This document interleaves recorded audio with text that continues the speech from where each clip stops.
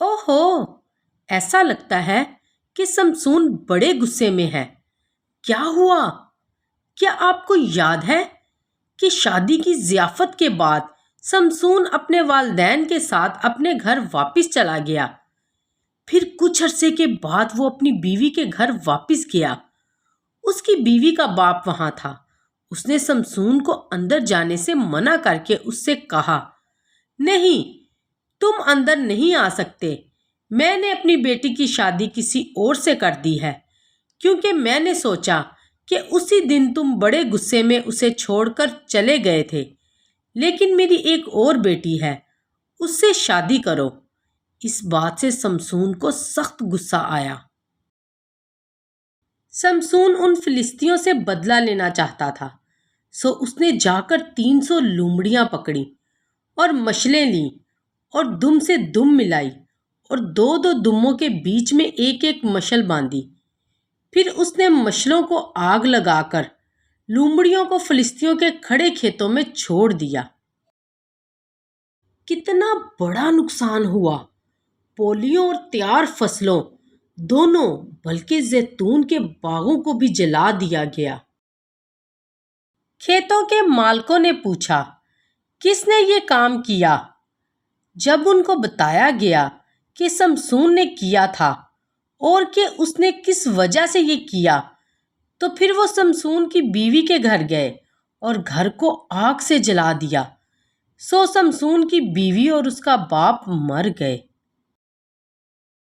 اس بات سے سمسون کا غصہ اور زیادہ بڑھ گیا اور وہ چلانے لگا، اس کام سے اب میں تم سے بدلہ لوں گا۔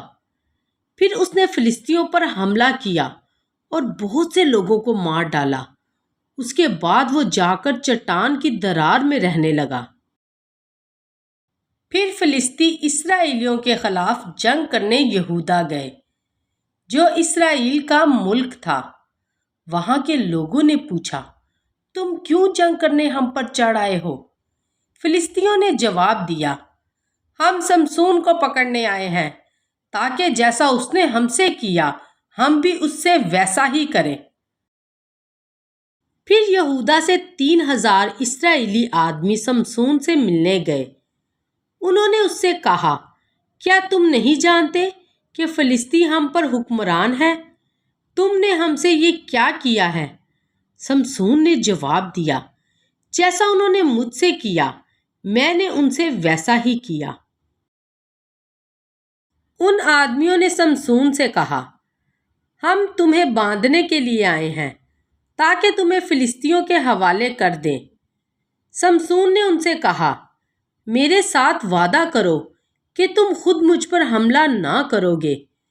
انہوں نے جواب دیا، نہیں، بلکہ ہم صرف تمہیں باندھ کر ان کے حوالے کر دیں گے، ہم تمہیں ہرگز جان سے نہیں ماریں گے۔ سو انہوں نے اس کو 2 نئی رسیوں سے باندھا اور غار میں سے اوپر اتار کر فلسطینیوں کے پاس لے گئے۔ جب فلسطینیوں نے بندھے ہوئے سمسون کو آتے دیکھا تو وہ خوشی سے للکارنے لگے، اب ان کا بڑا دشمن ان کے قبضے میں تھا۔ لیکن اس وقت خداوند نے سمسون کو اتنی زیادہ طاقت دی کہ اس نے آسانی سے رسیوں کو توڑ دیا اور وہ اس کے ہاتھوں پر سے اتر گئیں۔ پھر سمسون نے مرے ہوئے گدھے کے جبڑے کی ہڈی اپنے ہاتھ میں لی اور اس کے ساتھ 1000 آدمیوں کو مار ڈالا۔ اس نے بڑے فخر سے کہا، گدھے کے جبڑے کی ہڈی سے میں نے 1000 آدمیوں کو مارا۔ لیکن ذرا ٹھہریں، کس نے اس کو ایسا کرنے کی طاقت بخشی؟ خداوند نے۔ سمسون کو یہ ضروری بات سیکھنی تھی کہ اپنی طاقت سے وہ کچھ بھی نہیں کر سکتا۔ فلسطینیوں پر فتح پانے کے بعد اس کو بے حد پیاس لگی، لیکن کہیں سے پانی نہیں ملا۔